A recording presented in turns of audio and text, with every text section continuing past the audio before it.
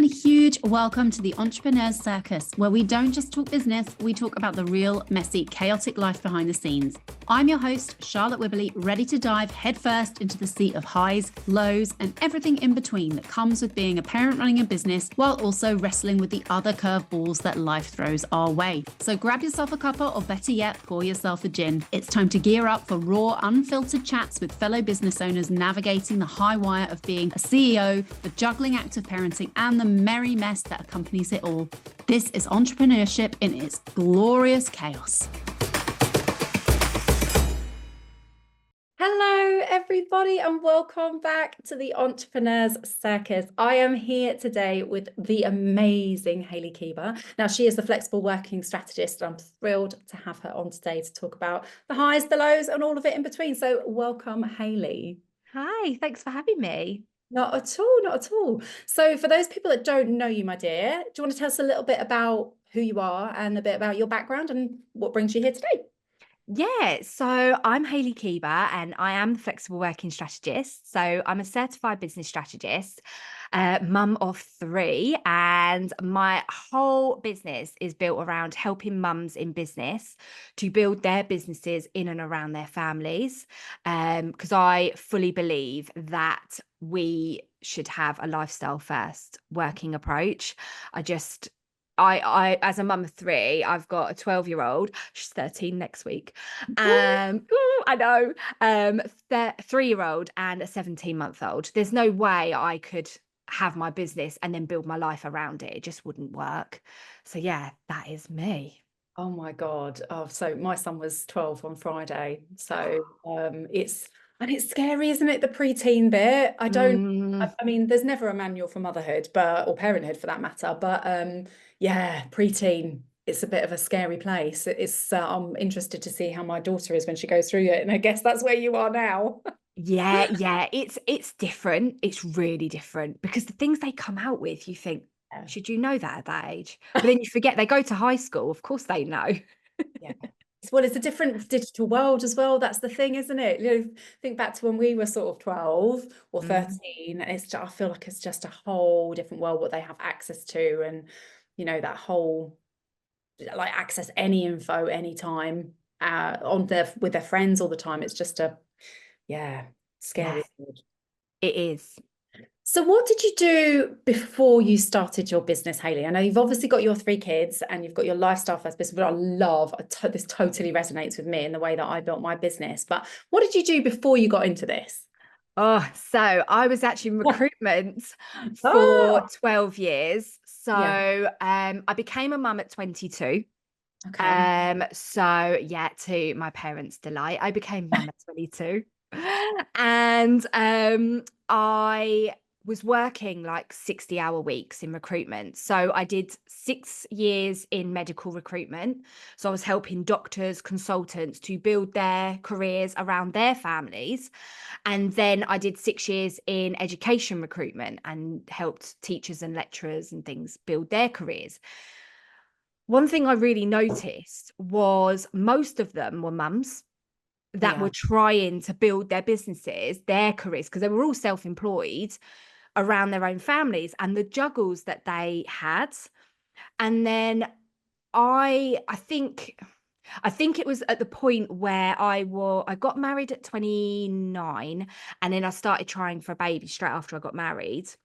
Sydney was 6 at the time, and I hit a snag and found out that I was actually suffering from infertility.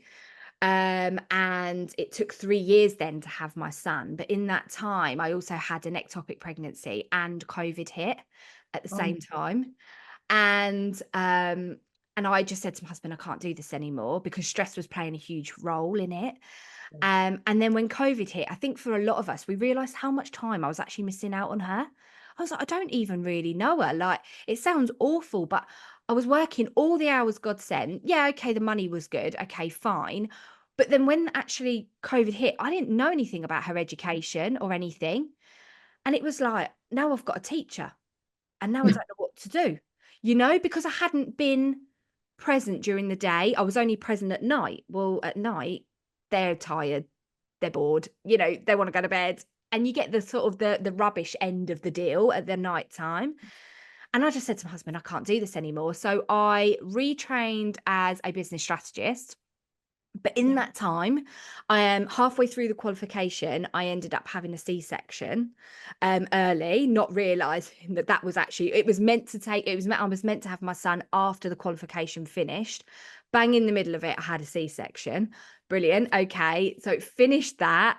Then I decided to hold off for a bit before starting my business so that I could kind of have him. And then, yeah, so March this year, it all kicked off and started my business. Oh my goodness. That must have been absolutely mad to go through that when with COVID as well. Yeah, well, it was, I actually started going through some infertility treatment a Mhm. week before everything shut down. Um, and I was like, what do I do? And luckily, because I wasn't doing full IVF, I was just taking some tablets that you could take every month. Yeah. They just said like carry on, but as it was, it didn't work anyway for me, which was a bit of a shame. But I did manage, because the stress of the job had gone. I then fell pregnant on my own, and they said it happens all the time. I think it's, yeah, no, I can imagine it, but I think it's, we don't really understand, do we, till we're out of it, the impact that stress and being in some of these high-powered jobs have on us until Mm, we're able to take that step out and see what it looks like on the other side. And I don't know, you must have seen it 1,000 times in recruitment, but I don't know if you see it now, like with friends and family that are kind of like look at you as self-employed. I'm literally talking about myself here, but say, oh, it must be so great, it must be so easy for you, but I could never do that because XYZ. Whereas actually it's like the brave choice to make, isn't it? To go, actually, that's enough. I can't do this anymore. I have to choose me 100%. first. Yeah, definitely. And my husband and I actually started our own business back in 2017, but it was a carpentry business and it was his baby and it wasn't mine. Full disclaimer, I'm not a carpenter. No, I can demolition, Oh, but don't ask me to put it back together. Um, but it was his baby. But I got so much business experience from doing that. And that grew really fast, but it wasn't what I wanted to do myself. And then obviously when I had my son, I was just like, I can't do this anymore. And everyone says to me, oh, and I have had the whole, when are you going to get a proper job? I've had that before too. And that just drives me absolutely insane. I'm like, what do you think these people are that create these jobs? They're all self-employed. But yeah, so I've had I that think too. sometimes, I don't know who you get that from, but sometimes people struggle with the concept of like your business or your role without, they need like a title. They need you to be like a thing. And if you don't have a thing, or it's, a business strategist or a launch strategist, and they don't understand it, they're like, well, what is it? Is that a job? I don't know. You're like, yes, it is. You can call yourself whatever you want. Doesn't matter. It's the impact you have on people, right? Absolutely, absolutely. Yeah, it's almost like you've just made it up. And I'm sure some people just think I play on Instagram all day. Yeah. And Yeah. it's like, no, I definitely don't. Oh my God. So obviously you came from this really like fast-paced, stressful job. And then I know you've been through a whole heap since then with COVID and two babies and all that sort of stuff. But how does how you run your life now differ from how you ran your life then? Like what's a day like for you these days? Yeah, so rather than having sort of, because when I was in recruitment, I was doing 7 till 5, and then Oh, I had an on-call phone in the evening, so you never switch off. yeah. But Yeah. now it's like, right, I'll start my day, so I'll do like the school and the nursery drop-offs, and then I'll start my day. I'll work whilst the kids are at school or out, but I've only got 2 days a week where my boys are not with me. But I'm actually also really lucky that my mum and my mother-in-law will have them on Mhm. other days if needed. Yeah. So I'm quite lucky in that sense, but I just need to be really organized. My time management needs to be like on point all of the time. And if it's not in the diary, it doesn't happen. It's that sort of thing. But yeah, so then I'll work in the evenings as well. So when the kids come home, it's kind of like between that 4 o'clock period and bedtime, I'm with the kids, and then I'll pick up again in the evening. So it's a bit of a juggle, but at the same time, I'm doing what I love. and I'm doing it for people that I love. Like, I love my clients. And so it doesn't always feel like work, if that makes sense. It's Yeah. almost, and people think I'm mad when I say this, but it's almost like self-care. Yeah. People say like, you should have more self-care, but I'm like, but I love what I do and it lights me up. So why wouldn't I do it? Yeah. I think there's a difference, exactly that. There's a difference between working in a job that drains you and makes you tired, and you are almost, I guess, like you are chained to the man. You've got to do what the hours, and you've got to do what they say, against like then doing what is your passion and lights you up. And I don't think, I've got some of my best friends in business are like, I'm constantly told I should like work less, but I love my work. It gives me that purpose. It gives me that drive. So I think it's like that's the brilliant thing about running a business, is that there isn't a prescriptive way it has to look. No, absolutely. And I think I really lost myself. I don't know about you, but I really lost myself when I became a mum. I lost myself the first time, but then I was plunged into being a single mum really quickly afterwards. And it was like I just had to be on this conveyor belt of I had to earn the money, I had to bring her up, I had to keep the mortgage going. And at such a young age, it was just like I was just on this train and I never really managed to get off to enjoy it, if that makes sense. I was like this robot. And so when I had my second and third child, because I had them within 21 months of each other, I then didn't have a clue who I was. I was like, who even am I? What do I stand for? What do I want? And so when I then retrained as a business strategist and found a passion in something that I loved, it gave me back, because I've always been career driven, but I've always loved being a mum. And I think we are made to feel bad actually in society for wanting to be a mum but wanting a career. And it was like, do you know what? I got to an age, I probably got to my 30s, and I was just like, do you know what? No, actually I'm done being what everyone wants me to be, and actually I just want to be me, and I want the career, and I want to be a mum, and I want to be present, and I don't want to have to choose between who I am and being their mum at the same time, because actually both things are me. That's what makes me me. Does Yeah. that make sense? Totally. And that really resonates with me as well. So I came out of a job and I had my son, and I was 100% going back to the job, full-time job. Obviously that was going to happen. And then realized that I wanted to spend all this time with my little person. But I still wanted the work as well. I still needed that to be me, because as you say, like not doing one of those parts is like denying who you are and what you need as well. So that's kind of what started me down the self-employment route 12 years ago. But it's I was one of the minority at the school gates that worked, and also that worked where I was choosing to work for myself, as in we have to work to pay the mortgage.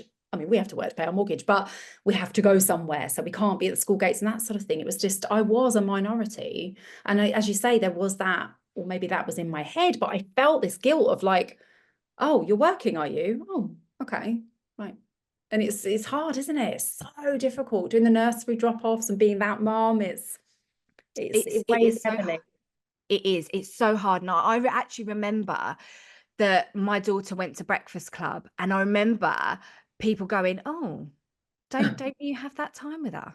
And I'm like, but at the time I was working 60-hour weeks. Like, what could I do? But then it's like I sort of feel as women, we're damned if we do and we're damned if we don't. If we stay at home and we're with the kids, then we're lazy. And Yeah. then if you're working, then you're neglecting them and you're putting yourself first and you're selfish. It's like, well, Yeah. you can't win. I just don't think you can win. And actually, a big turning point in my head that made me want to work with mums specifically was because a lot of people say to me, why do you just work with mums? And the one turning point for me was when I started my second recruitment role. I'd actually relocated. So me and my husband moved in together, and I relocated to him and upsticked all my life from Luton to Northampton, moved in and started this job doing education recruitment. And I did my 2 weeks in head office. I loved it, loved the people, thought this is me. Like, I'm so happy here. Went into my branch for the first time, met my new team. We were only a small team of like 5 women. And I Mm. went in and everyone said hello, bar my manager. She didn't say anything.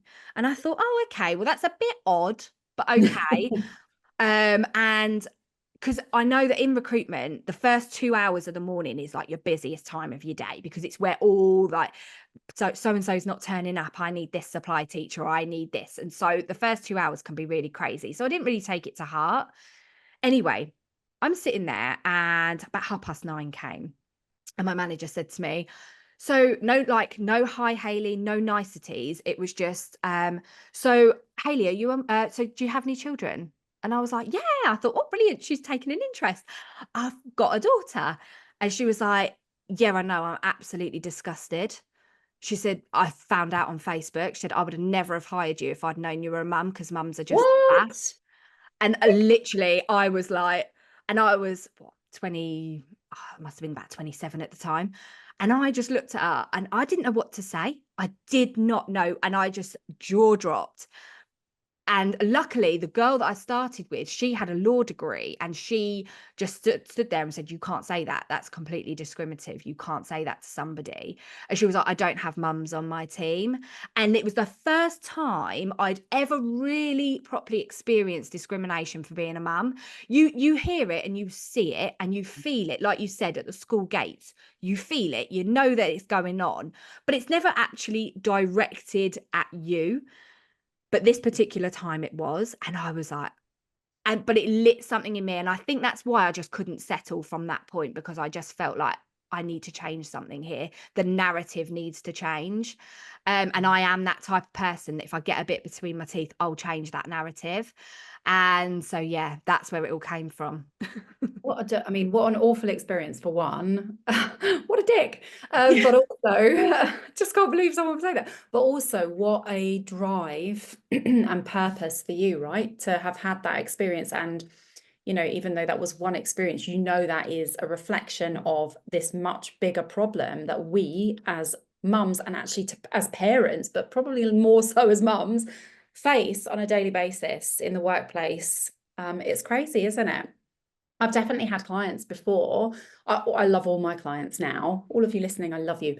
But I've definitely had clients earlier in my business journey that were disappointed, or probably didn't end up hiring me because I had children. And I'm not the kind of person that goes into something and goes, hey, I've got kids, just so you know, I'm only doing the school drop off and pick up, and, you know, I've got 2 hours to work a day. That's not who I am. But I've still experienced that people would not hire me or my team because I've got kids. Yeah, it's so bad, isn't it? And actually, we've got more drive and more reason to get up and juggle everything as well. it. We were talking this morning before we came on this. We can juggle it all. Yeah, you can have it all. You absolutely can. And it's a lot. One of the questions I get asked, like I do a lot of networking events, and a lot of people will always say to me, how do you juggle it? And I'm like, yeah, it is a juggle and it is hard. And anyone who sits there and says it's easy, I would say you're not doing it right. It is hard, right? It is hard. And I would never, ever lie about that. But I've got like the best motivation in the world, because I've got my children. They are my motivation to do it. Why wouldn't I want to work hard? And I would much rather work 60 hours for myself and build something that's got meaning and I'm changing people's lives than work 60 hours for somebody who just looks at me like I'm a faff, if you like, you know? Yeah. It's no, and I'm with you completely. Having the kids there is the ultimate motivation, whether that's, you know, gain business, as simple as gain business, earn more money, we can have more experiences. Interestingly, I was thinking about you, what you said earlier, where you were like talking about going to Breakfast Club. So I've never put my kids in Breakfast Club or anything like that, because I've always been able to be flexible, and that was part of it. The interesting thing now is that, you know, I've always dropped my kids in and been there at the school gates. As now my daughter's like year 5 and is doing the whole, do you have to come and pick me up? Because all my friends are going to an after school club. And I'm thinking, I've crafted this life around you so that I can be there. And now you want to piss off with your friends. Kind of comes full circle, doesn't it? Do you know, it's true. They don't see it though, do they, the kids? Oh. And I was actually asked the other week, like, do you think that they notice what you do? And the truth is, they do notice, because when I first started in doing my business, I had like a photo shoot. I went to this beautiful house and I thought, do you know what? I'll take my kids and have them in the photos, because that's what I do, right? I help mums to have my kids in the photos. All makes sense. took them, did the day. I was absolutely so nervous because this house was so beautiful. Came out, and my daughter actually said to me, "I'm so proud of you, mum." And that hit, and I was like, right, okay, now I know that what I'm doing is the right thing. So although they don't seem like they might notice too much, they do take it in. It's quite uncanny how much they take in. Yeah, you're right. I think we think that it's a big mystery, but as they get older and they see, probably, like, I find that now with my kids that are 12 and almost 10, they see more of the highs and the lows around running the business, because there are lows as well, right? Yeah. But that just helps round off that appreciation of what that looks like. And I really want them to know that if they want to go down this route towards whatever it is that they want to be a doctor, great, go do that. University job, fine. That whatever they want to do is fine. But I want them also to know there is an option, and it's a credible option, that you can design things in a slightly different way to live your life the way that you want to live it. Absolutely. Like, that was something as well that I never wanted my kids to come to me and say, I have this dream. And then I'm like, yeah, go and pursue whatever you want to pursue. And then not actually do it for myself, because we've got to Yeah. role model that, don't we? And I just think, that's great. If you're in a job that you love, brilliant. Then obviously that's what you're role modeling, and that's fine. There's nothing wrong with that. But for me, I didn't want to be stuck in something that I didn't love, or I didn't feel like I was making that difference. But I wanted my kids to be able to look at me and say, my mum did that, Yeah. and I do think that that's so important. Yeah, that's such an important point. We've got to be the role models, right? Mm. So obviously you've got to this point now where you've got your certification, you are ready to rock, your business is going. I know that loads of people will be listening to this and thinking, oh God, well, either I'm in that situation as well, or I'm in a job and I hate it and I want to design my own life. So how are you finding, sort of, I guess, in the first year of your business, getting clients and, actually building that business up? Have you found that easy? Has that been a struggle? What's gone well and maybe not so well? Yeah, do you know, it has been a struggle. I'm not going to sit here and say it's been, oh Yeah. yeah, I just put a post out and all these clients came. Like, I wish it happened that way. I Like the really Pied do. Piper. Oh, I wish it happened. No, it doesn't. And it's taken a lot of time. It's taken, this first year has been more about education for myself than it's been about anything else. But that's okay for me, because I've already built a business that's now multi six figures. So it's not the case that, I know things take time, and I don't want a quick jet injection of business and then that's it, it's gone. I want this business to last and create that impact, and that takes time. So yeah, I think for me the most difficult thing has been building their audience. I think that's been the most, it takes the time, doesn't it? Nothing happens overnight, and it's finding what works and what doesn't work and tweaking it as I go, but also learning how to juggle this business around my children, because I didn't just kind of go into it with this set calendar of like, right, I'm going to do this at this at this at this. It's had to be a bit of a juggle, and it's had to be a bit of a tweak. And but the best bit has been meeting so many people. That's been the best bit for me, like, and learning different stories and actually realizing that you're never on your own. It doesn't matter what point of business you're at, there's always somebody else feeling the way that you're feeling, or have felt the way that you felt and overcome it this way. And that's been the most eye-opening thing for me, because with the carpentry business, we're dealing with builders, right? We're dealing with a completely different clientele. They are just straight down the line. This is what we're doing, and it's very much a geographical business. It's very, it's very local stuff. You kind of go in and around your kind of, so we're in the East Midlands, so it's kind of in and around that area. Yeah. Whereas when you're online, that's like a different ball game. It's like Anywhere. you can go anywhere. And that's been a real like, okay, now I've really got to learn how to master that and juggle that. Because I'm now so grateful that I've managed to build a clientele, but they're up and down the country, and that's so exciting. So yeah, I've just loved it. It's so interesting, and I'm really grateful that you said that. Like, you didn't go, oh yeah, no, it's been absolutely a breeze. It's been fantastic, because I feel like there can be such a veneer on social media in particular that goes, this is how you make all this money and it's easy and all you have to do is put these 5 content things out. And the reality is it's hard slog, and it's rinse and repeat, and it's trying something and going, that works really well, or actually, that's a piece of shit, I need to throw it away. There is that whole process of like, keep trying, and it does take time to build the audience, to get the offers right, to get the clients. And I think, giving people listening the appreciation of the fact that it will happen, and it can happen, it does happen, but it's not that flash in the pan success. It's not going to suddenly be, you launch a website and suddenly it's like, oh, I've got all these clients. It does take that consistent showing up and putting into your business to make it happen. Yeah, and that's the thing as well. It's like the constant investing in your business and in yourself. So you're not just investing in your business. So, you could invest to get your website done, your photos done. I've done all that. But it's also investing in you, because you don't know what you don't know, and you have to learn as you go along. But I think you have to be really open to what you learn. And one of the biggest lessons actually I've learned this year that I didn't think I would learn, but it wasn't something that I thought would ever happen, but was that sometimes you can invest in yourself, and what you're taught or what you learn doesn't necessarily align with you.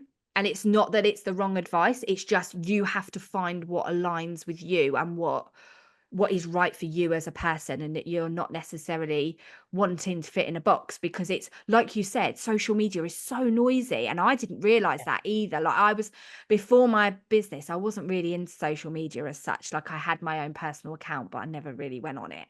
Whereas then it was like, right, okay, now I need to do it all. Now I need to like be posting all the time and going through like this, that, and the other. But what works for one doesn't necessarily work for another. And it's learning that as I go along as well. Yeah. I think there's so much noise online about, this is the way to do something. This is how you launch. This is how you build an audience. This is how you do the best reel on social media. And all of them, as you say, valid advice, but you need to make sure you find the thing there isn't a one way to do things. There is try these different things and find out the one way that works for you. And there won't be one way, there'll be lots of ways. Yeah. And I think another thing that I found really hard when I first started was, I saw a lot online about, I made 100K in 30 days or whatever. And then instantly you feel like, well, I'm no good at this job, then I can't do it. And I did go through a period of feeling like that until I realized that's not the common thing to happen. Actually, it's more common that in your first year of business, you're just learning, and you probably don't come out with that huge, massive profit that everybody talks about. And that's still okay. That's still okay. It doesn't mean you're failing. It doesn't mean you're bad at your job. It just means that you're going through the motions, but you have to be resilient, and you have to just keep going with that end goal in mind. Comparisonitis is massive, right? And I think there are so many things that people put out there, businesses from a marketing perspective, that is misleading or can make people feel like shit. It can make us feel like shit. Actually, I saw something the other day on someone's sales page. I won't say who it was, but I thought it was a really, really ethical way of doing that, in that they had a client that had made 100K in 30 days, and they used that as a way to sell something, but they then put a little asterisk, and at the bottom they said, just so you know, this is an atypical result. This person had X, Y, and Z in their audience. They'd already done blah, blah, blah, blah, blah. And this is what they achieved. So they were clear that, yes, that's possible, but it's atypical. And I thought that was a really nice way of doing it.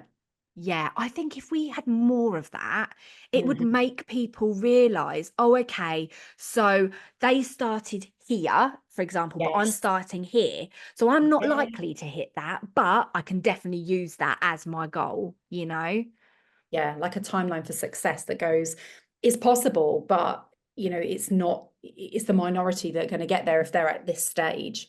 Whereas, I think people read that sometimes and they go, oh, I'm going to make 100K in 30 days. And then obviously they beat themselves up or feel like crap because they haven't got to that point.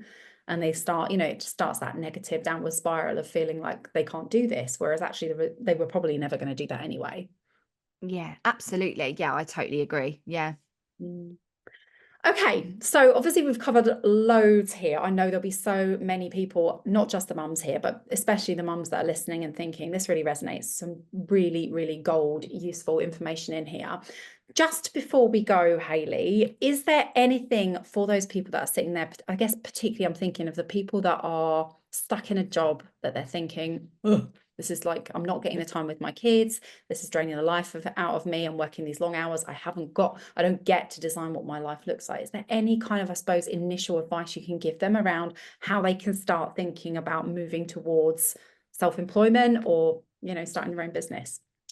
Yeah, so for them, I would say have like a goal in mind. Like, imagine if you could achieve anything, if there was never a no. That's how I started it. If there was no such thing as failure or learnings, if you could achieve anything, what would it be? Like, if you could do anything, what would it be? And start from there, because anything is possible, but you have to put the steps in motion. But you also have to be prepared to find the answers as you go along. It's not just going to come to you. You're not just going to know. So you've got to really go out there and find the answers. But yeah, anything's possible if you just believe in yourself. I think give yourself more credit. Definitely.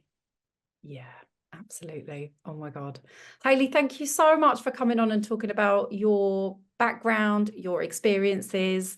I'll try not to be, sending negative thoughts towards that boss of yours that dropped that horrible line to you. Oh, it's joking aside, it's been a pleasure talking to you. And I know that the guys listening to this will find this hugely valuable. So thank you so, so much for coming on. If the guys want to come and find you, where is the best place to find you? We can put it in the show notes. Yeah, absolutely. So I am mainly over on Instagram. So it's just at the Flexible Working Strategist. Amazing. As I say, we'll put that into the show notes so people can find you easily. But yeah, have a really good rest of your day. And guys, thank you so much for listening. Oh, thank you. All right, bye.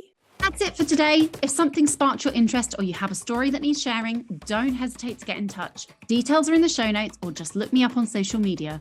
And before you leave, make sure you're subscribed to be the first in the know when the next episode's out. Until then, remember, this is your circus. So embrace the chaos and keep juggling. See you next time.